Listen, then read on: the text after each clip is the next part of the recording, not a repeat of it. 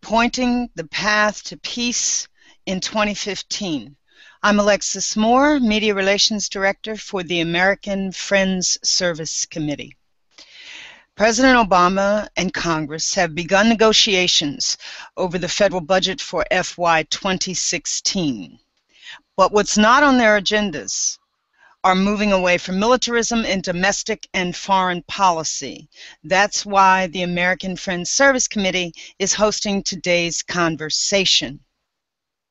Directing our national spending priorities away from militarism and warfare and toward housing, quality education, medical care, and fair wages is a significant and long-term focus of AFSC's work. Our experts today will discuss proposals by the President, our recommendations, and answer your questions.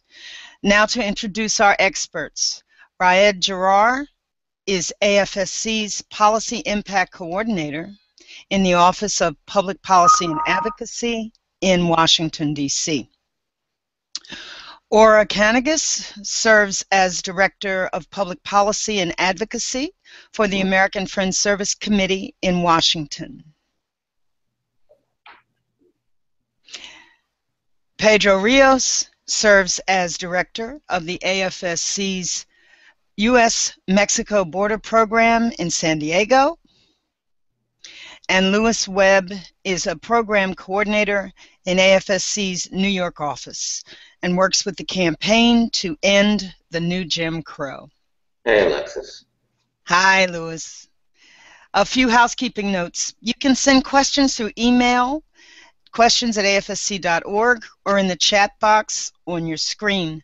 We promise to get to as many questions as possible today, so please send them in. So let's begin with Raed. Raed, in his $4 trillion budget proposal, President Obama is asking for the highest base defense budget in history, $534 billion. And that's not all that we're really spending. Raed, would you fill us in? You're right.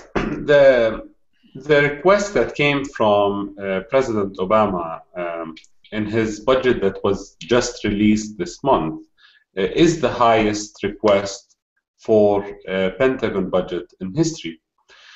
We should remember that the President's request doesn't really mean that the budget will look this way. It's more or less the beginning of the process of drafting the budget for the upcoming year. So it's the way that the White House envisions the budget. And unfortunately, this year's President's budget was very damaging because it comes at a time that many in the Congress and outside of Congress are trying to promote an increase in military spending. What we've been dealing with in the last few years is that both military and non-military spending were supposed to have some cuts according to the Budget Control Act. Unfortunately, there was a campaign in the last couple of years to exaggerate the level of military cuts. So although in reality the military cuts were extremely small, they were somewhere around 0.5%, less than 1% last year, while non-military spending has been receiving actual cuts that in some cases they get to 15% or more. We're talking about almost $85 billion that were cut from non-military programs in the last 5 years. So although this is the reality, the rhetoric here in DC and what people say would make you think that the military was dealing with huge cuts. So dealing with this political reality here, many were anticipating that FY16 will be the year that unfortunately we will see even more military spending So increasing the levels of military spending beyond the caps that were agreed upon a few years ago.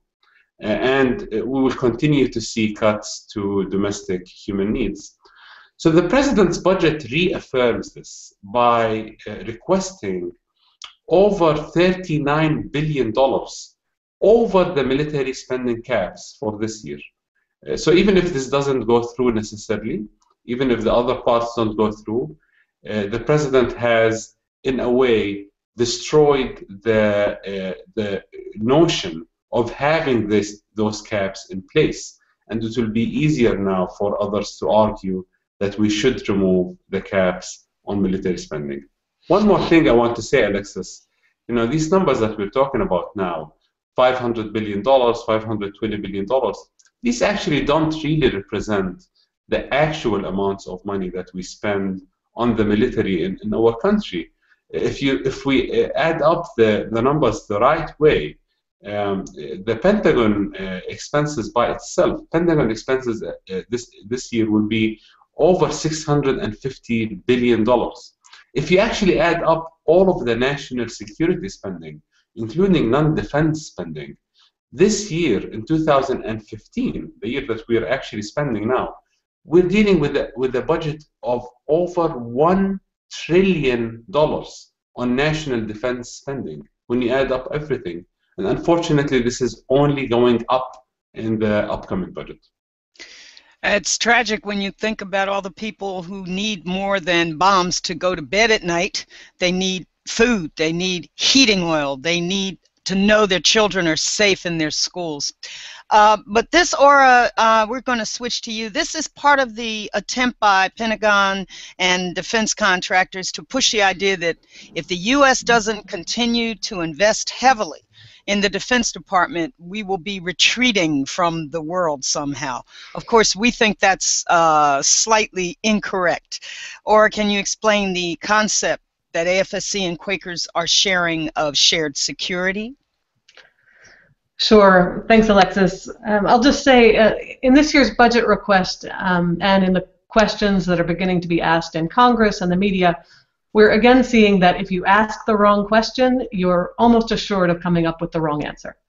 In a time when fears are high about ISIS, potential conflict in Ukraine, other hot points around the globe, the wrong question on many lips in Washington is, are we spending enough on the military to address this dangerous world?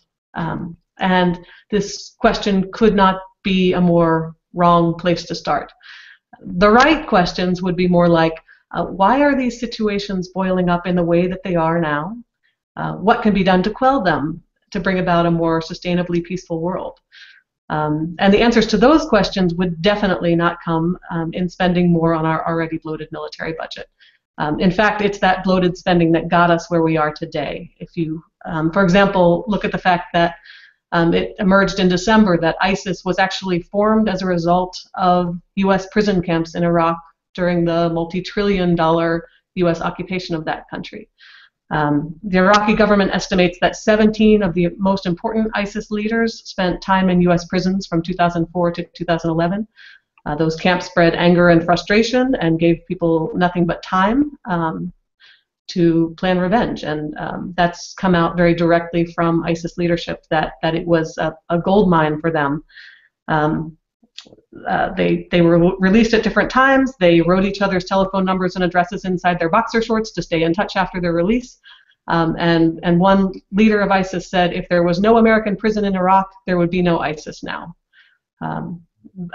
Said Bucca was a factory. It made us all. It built our ideology.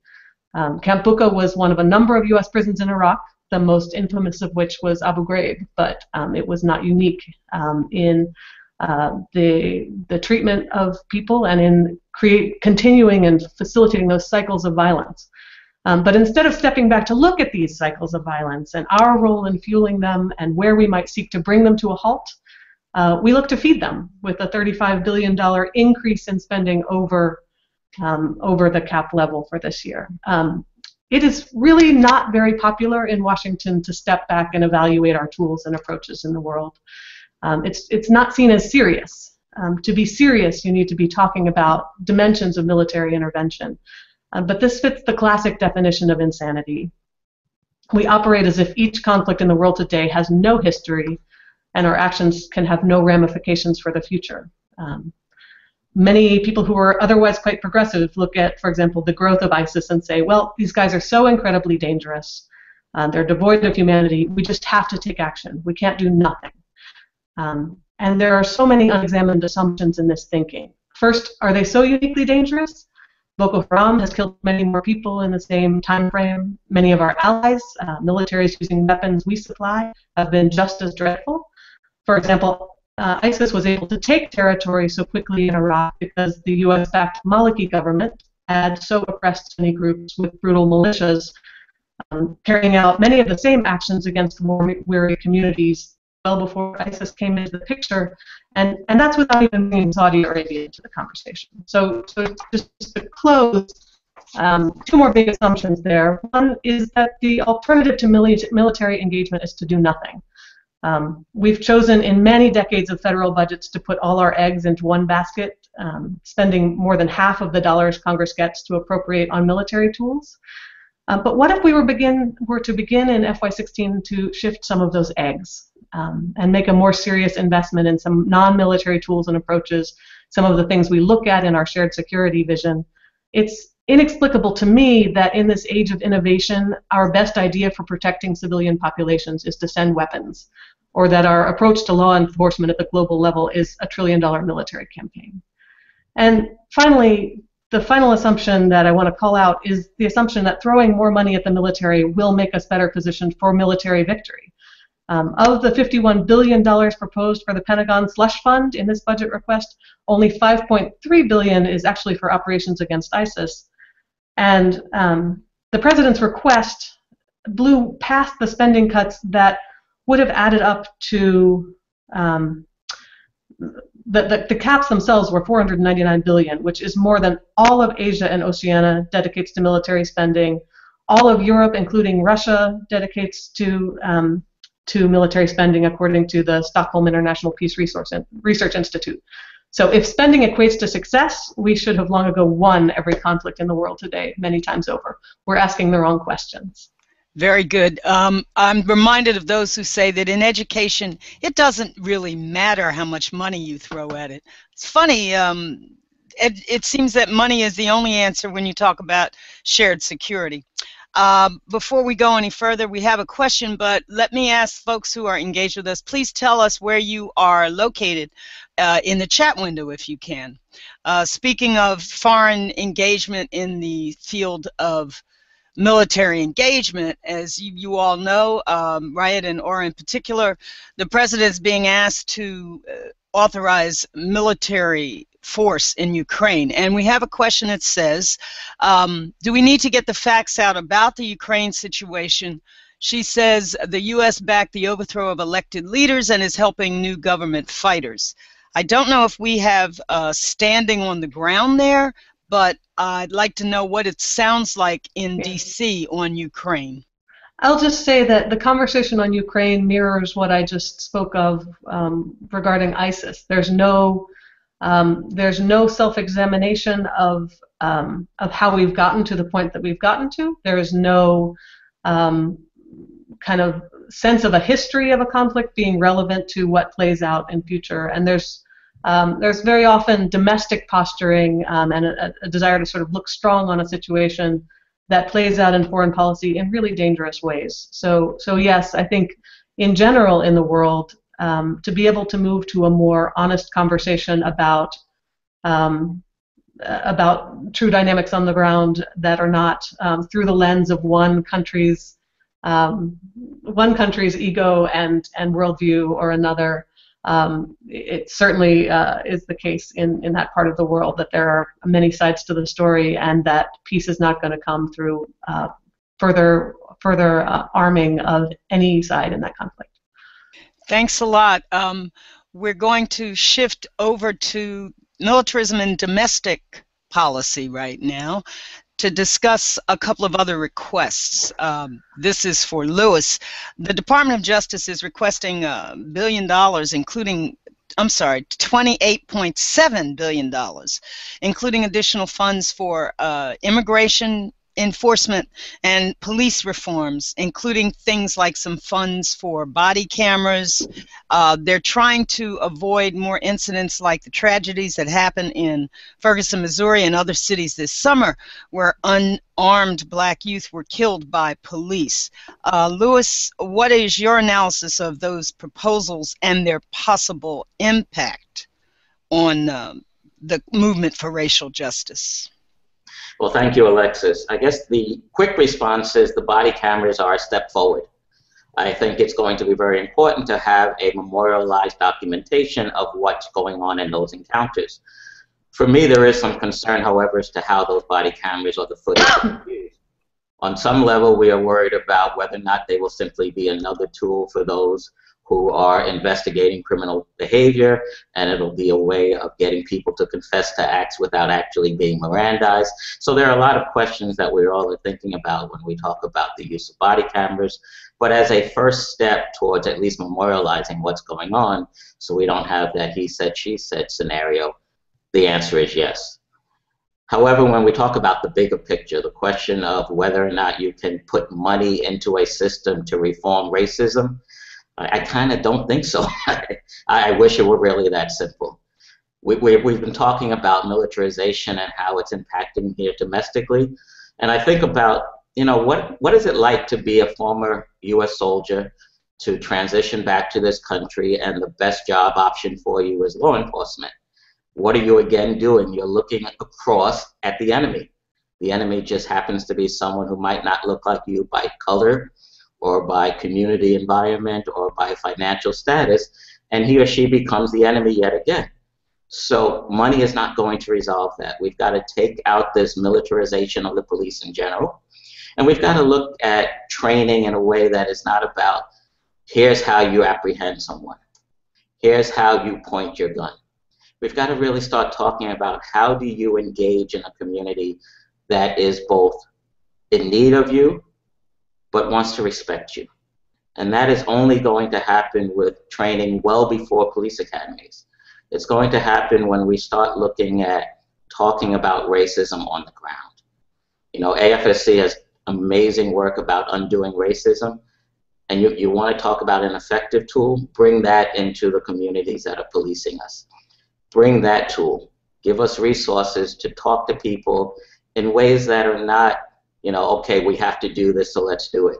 Let's talk about it because we really want to find ways to mitigate and eventually eliminate the Michael Brown stories of this country. So yeah, body cameras, yes. Undoing racism, big yes.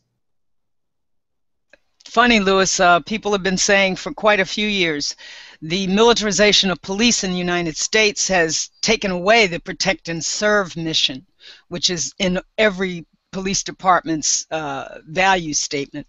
We have another question from the participants. From this chat, I have noticed that people being in the military is not only seen as a viable job for most of the people in the United States, but as a culture as well. Is it the anti-militarization community's responsibility to develop and find alternate solutions for them? That sort of leads us to the next question about this budget, which has to do with an assumption. Again, Louis, we're going to throw this to you. The White House is assuming that the robust growth in private sector jobs will continue well into the future. The only problem is these jobs haven't been well distributed among many demographics, especially the youth who've gotten caught in criminal justice offenses. It also has not reached many black and brown men who are in these same communities that are being super scrutinized by police. So there are other policies at work here, Louis. You want to discuss how some other policies and the collateral consequences of criminal convictions are affecting jobs in our communities? Yes, certainly. A couple of weeks ago, I co-authored an article for MSNBC that talked about the fact that when the president presented his State of the Union address, he was going to be talking to two Americas. One who simply have no stake in the issues. And these are the Americas that we're talking about now. When we say the unemployment rate is, what, 5%, 5.4% now, and those are numbers that we should be proud of, what we fail to realize is not counted in that percentage are the 60% unemployment rate among those who have felony convictions. All right, so you can't look at this as helping us all. All right, when I work with young men and women, older men and women who have come home from prison and they can't find a job, I look at their resumes. They have college degrees. They've had work experience prior to incarceration. But the collateral consequences that they face, all of these stigmas that are attached to them, the proverbial box that one has to fill out when they have a criminal conviction on a job application. I mean, we all know what that ends up being. It ends up being a denial. When we have to fill out a box that says we have a criminal conviction to apply for college, how much greater access do we have to the employment market when we can't get a college degree? The realities are different for those of us who are working with and impacted by criminal justice issues. So, you know, being happy about an unemployment rate below 10% is great until you start talking to the communities where it's 40 and 50% because of the continued mass incarceration and the attached stigmas. So we've got to look at other ways to address this particular problem than just saying, oh, well, they don't count because they're not part of that 5.4%. Good point. Very good point. I'm going to stay with militarization and domestic policy for just a little bit longer because we have another question that says, from Nash in New York, hello, New York. We have seen that even when police misconduct is filmed, police are still not held accountable. In what, if any way, will cameras facing at the public add to public safety in the face of police violence? I think Lewis answered part of this, but I'll give him a couple of minutes before we move on. I wish Nash would have posed that question before I started my answer, because his point is exactly right. The cameras are facing in the wrong direction. So the only answer is for New Yorkers and everyone else across the country to continue carrying your cell phones and pointing the camera in the direction of the police officers so that a true, complete record is produced. And, you know, even beyond that, as Nash said, there still has to be accountability. And the grand jury decisions in Ferguson and New York and across this country question that accountability. And we see New Yorkers and people across this country continuing to be frustrated and frightened and angry. And unless we're prepared for some really dangerous outcomes, we've got to fix this. We really have to hold police accountable, change the paradigm of policing. You know, in New York, we have this thing called broken windows policing, where the police are targeting low-level offenses, often committed or perpetrated by people who are struggling financially. And you're creating an atmosphere that is such a disconnect that unless something happens major, we're going to continue to see the Fergusons and the Staten Islands across this country, and the problem will only get worse. So thank you, Nash. I think his point is well said. Thank you very much.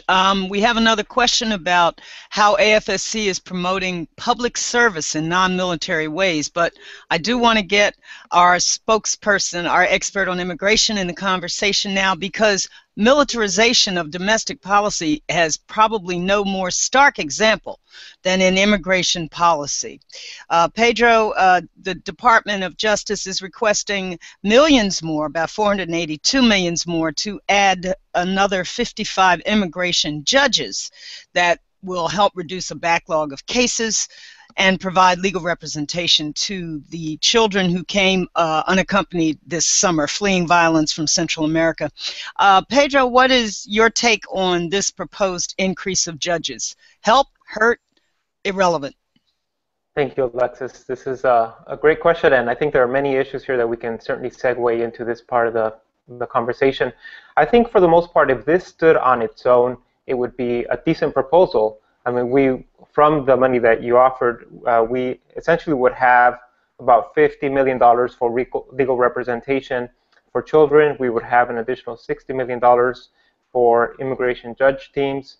We would have legal orientation programs at about $10 million. So on the surface, it looks really good. However, while the president and his administration has been touting the need to prioritize the adjudication of these cases by reducing I think it's up to 419,000 people who are in the backlog system.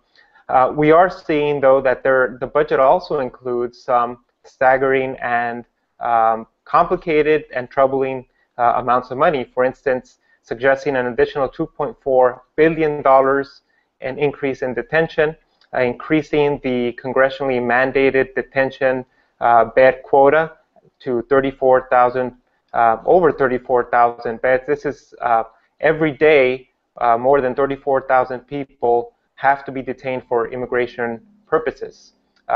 Increasing the number of family beds to over 2,700 beds. So it's sort of, on the one hand, the president saying, we want to help, we want to adjudicate, we want to reduce the backlog, but on the other hand, it sort of undermines the spirit of his recent executive actions, where supposedly it would address the situation for about 4.5 million people. So we would expect that the executive action will reduce the number of people that would need to be detained, but on the other hand, the budget also includes figures and monies that suggest that there's an expectation also that more people should be detained. And so it calls to question what the priorities are, whether this sort of profit mechanisms of detaining so many people is really a priority over the human suffering that people are dealing with on a daily basis. Thanks, Pedro, because that brings up another aspect of this very dire issue. Congressional Republicans are now threatening to cut off all funding to the Department of Homeland Security, which of course includes the Border Patrol and Customs agents, if the president doesn't abandon his executive orders that would help some million of people. Of course, the president's counter has been, if you don't like the executive orders, pass a bill. What do you think, Pedro? Is this a showdown that is going to be avoided? Maybe Ora or Raed have a sense of that as well.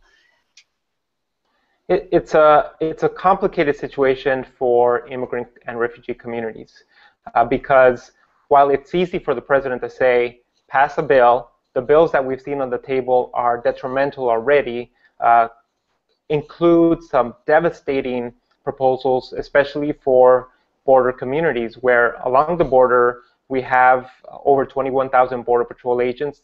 About 85% are designated to the border with Mexico. We have about 40,000 customs agents operating along ports around the country.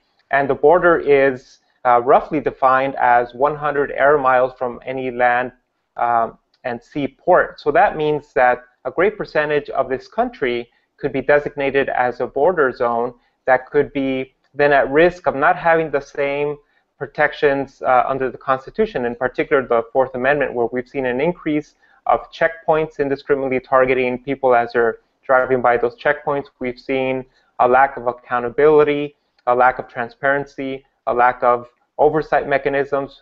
When we've met in the past with agencies that are supposed to review and investigate abuse of authority cases, at best they said that the agencies at the border are opaque agencies.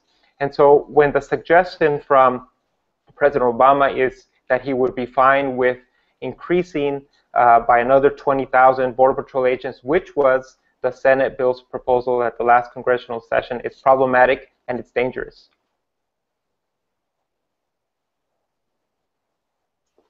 Thank you, Pedro. We're going to circle back to a couple of questions we have. One is, in what ways can AFSC promote public service in non-military ways? We need to offer an alternative to the de facto economic draft that pulls so many young people into the military. I can tell you, a participant who didn't say where you came from, that AFSC provided a part of an amendment to the original deferred action. I'm not going to go through the whole title, okay? I'm sorry, Oren Raed, I know I should, but I can't. It was the bill that would have provided, in exchange for military service, young undocumented people would be on a path to citizenship. AFSC worked very hard to include a provision that would allow community service of some kind to replace military service. We didn't succeed in that, but this person's question is also interesting because the person's saying, are you comfortable promoting a public works project that would address our infrastructure? Obviously, the devil is in the details, but the question of public works projects similar to what was used before in the 30s might be an interesting one to explore.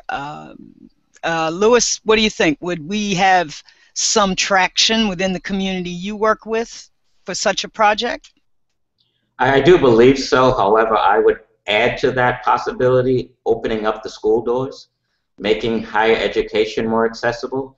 I think many young men who end up in the military are there because they could not afford to go to college, and maybe an opportunity later will afford them after they spend 3 to 5 years in the military. So let's open up the college doors. Beyond community college, let's make 4-year college degrees free. And I promise you the military population will go down. Pedro or Raed, who wants to answer next? I can, if you don't mind, folks. Just really quickly, many rural communities along the border, it's seen as a step up if you join the military or if you join the Border Patrol. And so it's a way for people to make it. And unfortunately, one of the reasons is that resources along border communities have been devoted to militarizing our communities, where there really aren't enough job opportunities or enough opportunities for people to get a higher degree. And so instead of devoting so much money and so much of the budget to the military components, why not redirect that and revitalize our communities? And that's, I think, a way to ensure that we could have healthy communities where people are secure, sustainable, and are really living to their full potential. Alexis, this is Ora. I'd say that the conversation on this in some way is a good example of how our national understanding of what makes us secure has really been turned on its head. This idea that we're willing to pour virtually unlimited dollars into militarized approaches globally, militarized approaches at our border, militarized approaches in law enforcement, with almost no question at a societal level of whether that's a good investment. And yet, that same, any fraction of that investment in education, as folks have said, higher education, in job opportunities that are building our infrastructure, that are building our well-being as communities, would go infinite times farther toward creating a secure society for us. And we've seen again and again how human well-being is really key to building sustainable societies. And yet there's something in us that is much more skeptical of social spending than military and militarized spending domestically. And I think working on changing that societal reflex is the project of our generation. Good point. I would like to pick up another question here, but the question has to do with what specific actions we can take to help move some of that money away from the military establishment, because it's brought in by the defense corporations and contractors who spend tons and tons of money to lobby for these weapon systems, for increase this, for increase that. Or I'm going to stick with you on that one. I would just say that it's such an important question, and I think the military-industrial complex has thrived under, in the shadows in a way. There's a vague sense that corporations control a lot of aspects of our policy making, but instead of examining that as a society, we've sort of said, oh, it's all corrupt. We're just, I'm not interested in that political stuff in many cases. And that's exactly the wrong reaction. I think not ceding our power is is essential to changing this dynamic. And I believe that an informed electorate voting is the trump card, because at the end of the day, money can't vote. There's a great campaign that AFSC has been spearheading called Governing Under the Influence, which I think is a brilliant title. I didn't come up with it. I wish I had. But it's a campaign bringing attention to the ways that corporations have influenced policy. Things like private prison companies lobbying for items in the immigration bill that would require a number of beds to be full on any given day. There's no security reason why we need to have a bed mandate that says a certain number of tens of thousands of prison beds need to be occupied with immigrant folks who are otherwise, living peaceful lives. It's the corporations that need that. And I think sunlight is a really important answer. And check out that Governing Under the Influence campaign for some great ideas for bird dogging candidates as we come into another cycle of political campaigns in 2016. I would agree with Dora, and I suggest that our audiences check this project. It's at gui.afsc.org. I also want to say that I don't think there is one answer to that question. This is an extremely important question, and the answer is all of the above. There is no silver bullet that would change policies.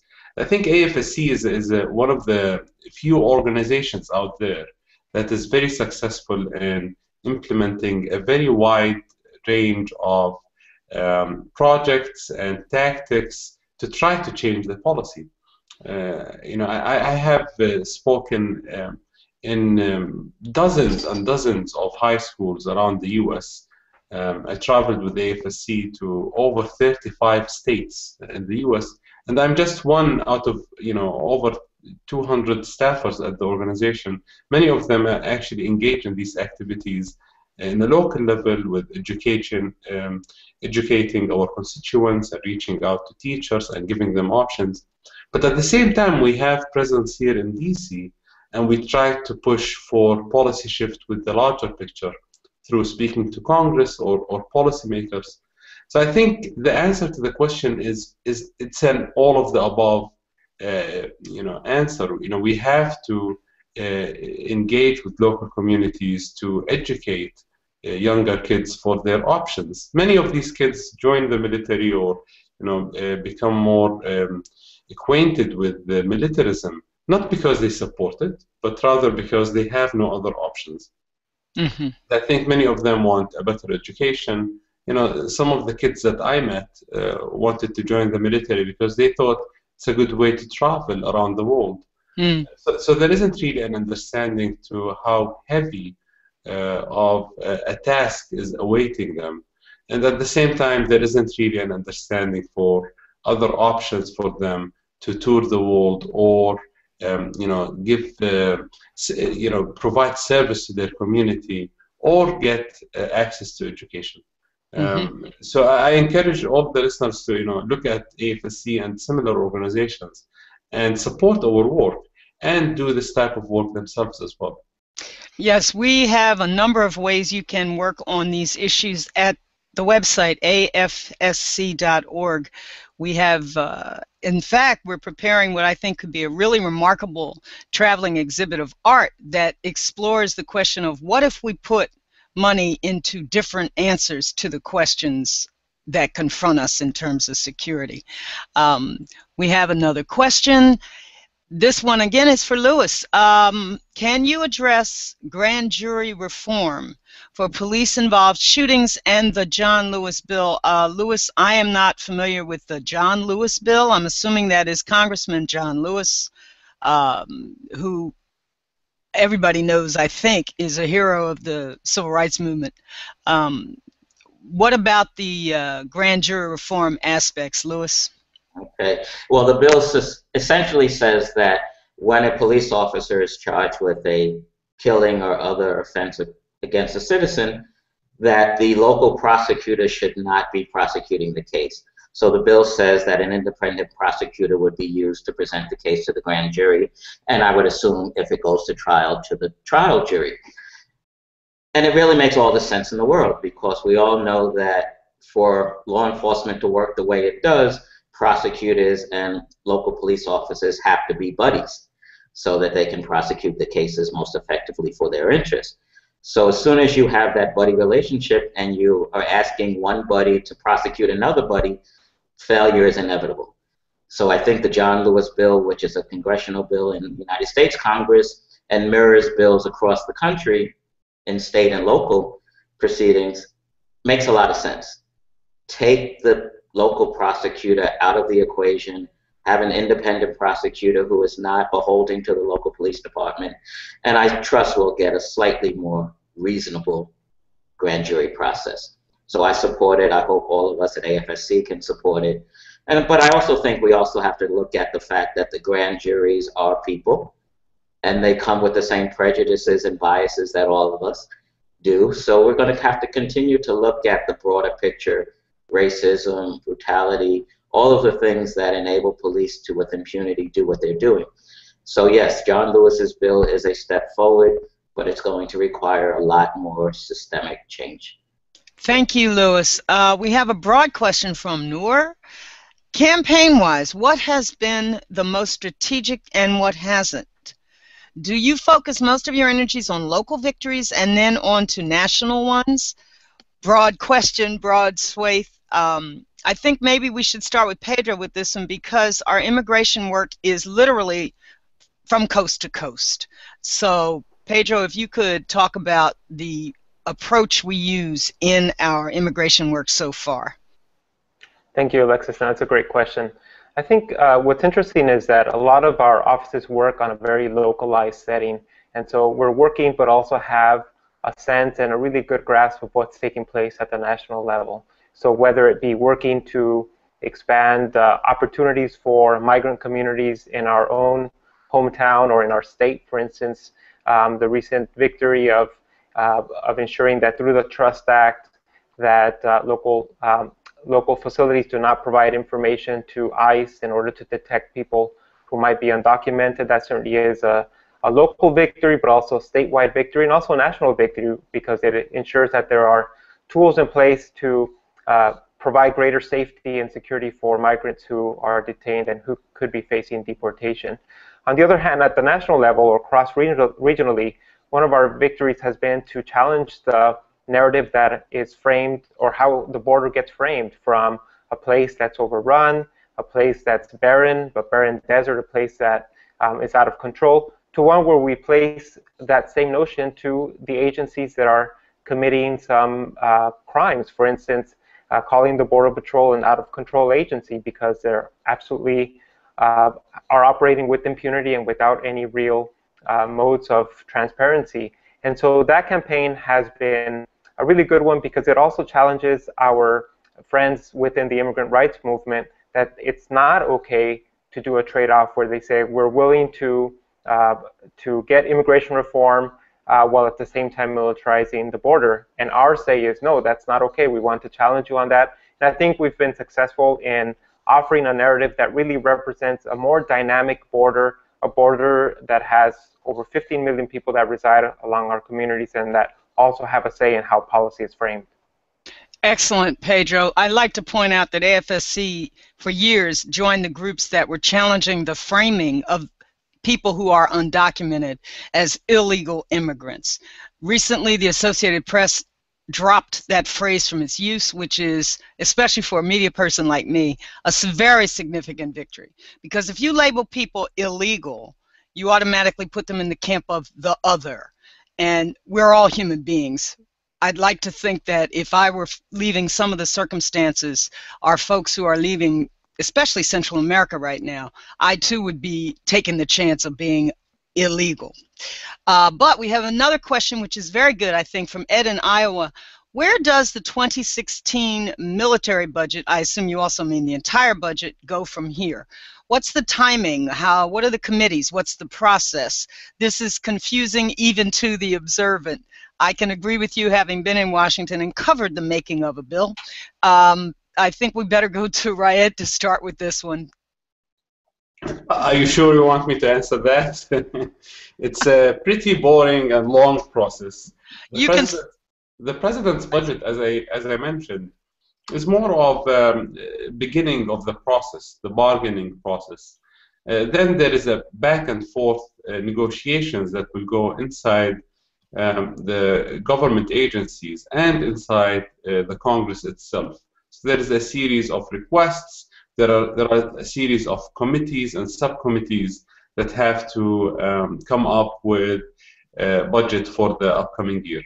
There might be even more hurdles this year because it seems that the Republican majority in the House and Senate might invoke some very old regulations that would make the process even more complicated. These include something called reconciliation for the budget, which is a process that would make it even harder for the committees and subcommittees to come up with a reasonable budget for the next year.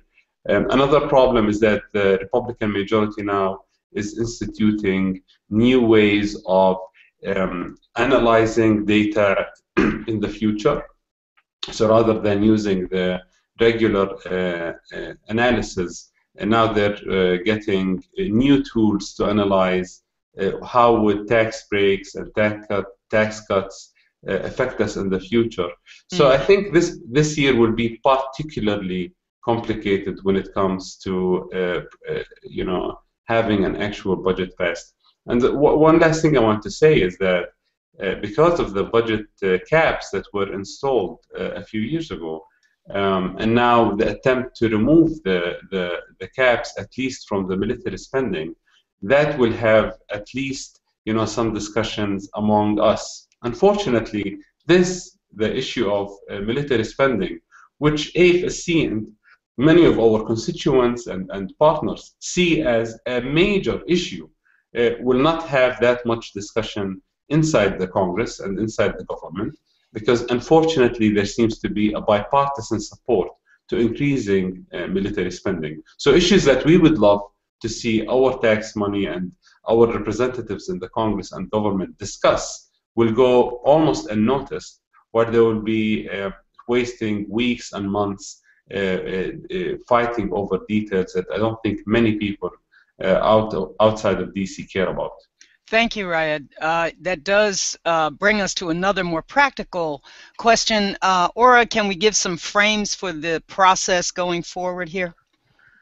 Well, just in terms of dates, I mean, I've been doing advocacy work and following the budget process for 20 years, and the last handful of years, everything we thought we knew about when things would happen has been turned on its head a bit. So the process is supposed to look something like springtime, where we'll get into a budget being passed by Congress. We'll then start having various heads of agencies trotted in front of committees to defend the budget request.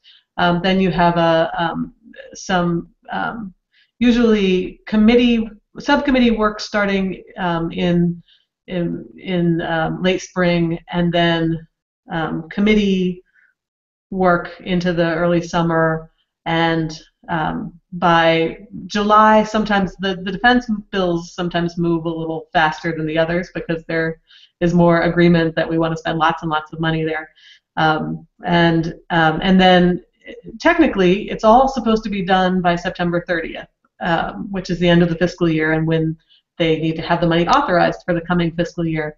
But it's not only our friend out there who asked the question who gets confused by the process, because the only thing that one can predict now is that it will be unpredictable as this process, as the political environment has gotten more difficult. The funding bills are where the political fights play out, because that's all that's moving, and so they become subject to these complex tactical maneuvers, and the timing is turned on its head. Thank you, Aura. Let me just ask one question, however. When the Republicans in Congress decided to threaten to cut off the funding for the Department of Homeland Security, they made a very specific time frame. They said, we'll cut off this funding by the end of the month if Obama doesn't abandon his executive orders on immigration. Does that mean that's a separate piece that might get addressed, or they're going to probably quietly let it go away? I don't know if Pedro wants to speak to this, but it basically has to do with things that were held over from last year and from the FY15 process. Continue. I mean, I can say a word about it before Pedro. So the end of funding is more clear than the beginning of funding, because when there isn't an agreement, then usually Congress passes a temporary measure called continuing resolution. So continuing the same funding levels as they are at whatever year it is. So now, for example, with DHS, what you mentioned, we are continuing the levels based on that. And so the end of funding, usually we know exactly the day that it will end, but that doesn't mean that there will be a definite resolution, because they can just kick the can down the road by passing another CR. I would tend to think, Pedro, the immigrant rights community isn't going to be real happy with any more kicking the can down the road, since humane immigration reform has been languishing for quite a while. What about that?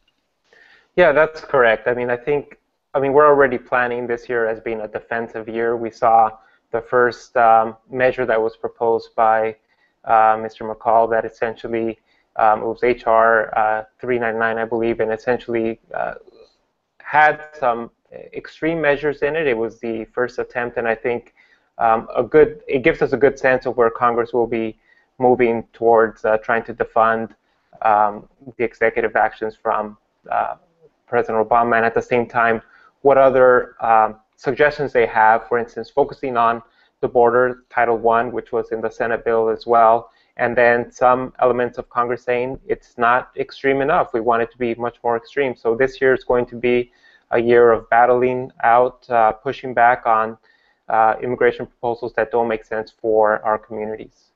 Thank you. That's a very good answer.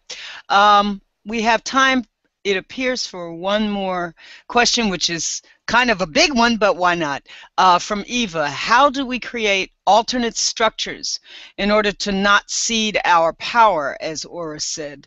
I'm not clear what this means. Is participation in the multitude of structures of corporate military power a form of ceding our power? I'm afraid, Eva, you'd have to unpack that a lot for me. I don't quite understand it. But the question of creating alternate structures, it seems to me that we've already said we need to start with what exists, which, for example, making sure everybody who wants to vote can vote. Is that, I hope that sort of takes us down a path, because I'm hopeful that at least one of our panel has some answer, because we're running out of time, believe it or not. Aura, you want to? I can just say quickly that I think, you know, it's essential to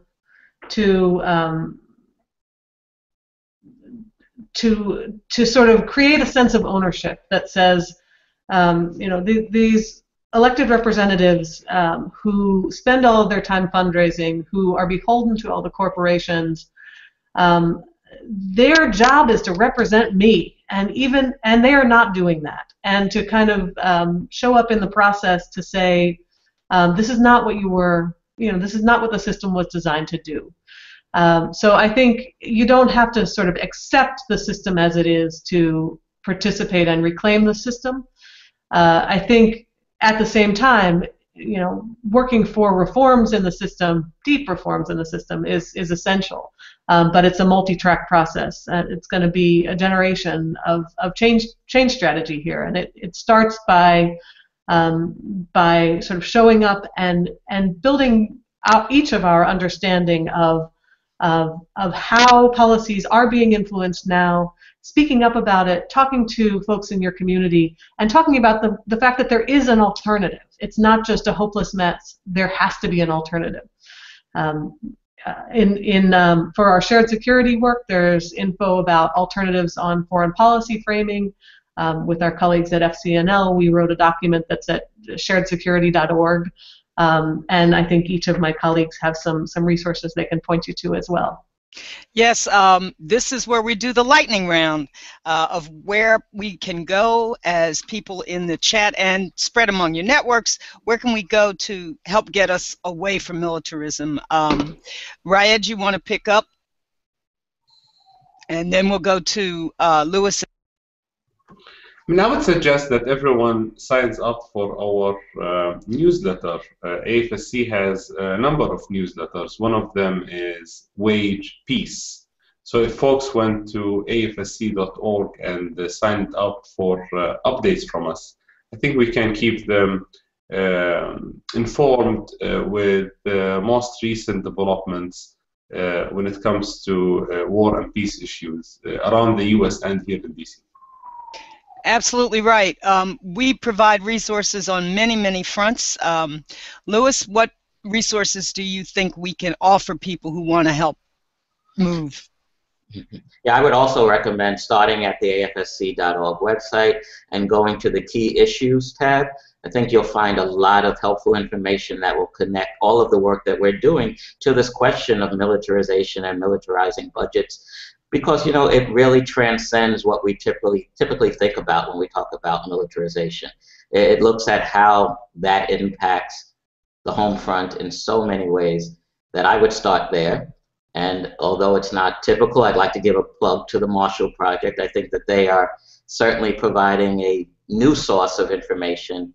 I'm continuing to try to get them to look at us, but yeah, I think that they're a good place to start looking at some of the militarization in our criminal justice system. For those who don't know, the Marshall Project is a new resource gathering site named after Thurgood Marshall, the first African-American Justice of the Supreme Court. It is a fund of daily information on justice issues around the country. And finally, Pedro, where would you like people to go to find more information about how we can build a new narrative? I'm going to sound like a broken record, but stopping by the AFSC webpage and checking out all of our immigrant rights programs throughout the country, that's where I think, going back to the question that was posed earlier, you can look at what's being done locally. Perhaps there might be, perhaps in the city where you live, or there might be a city close to you where you reside, where you can find information about how to get involved. And then also there are a bunch of resources on there that could help bring attention to issues that you might not be as familiar with. For instance, the work that's being done on detention, the work that's being done along border communities, the work that's being done to highlight the stories of refugee communities. These are all available through our website, so it's certainly a great resource to go to. And offline, you can contact me, and I can certainly connect you with other resources that directly related to the work that we're doing. Excellent. American Friends Service Committee operates many, many programs. In fact, last count was 71 programs, but they're all in service of building peace with justice. That's why all our panelists are referring you to our website. We have lots of resources there. The Key Issues place is a great place to start. I do want to plug sharedsecurity.org because that's where the frame around which a lot of this work is happening can be found. I'm sorry, folks, but these are all the questions we have time for today. Thank you.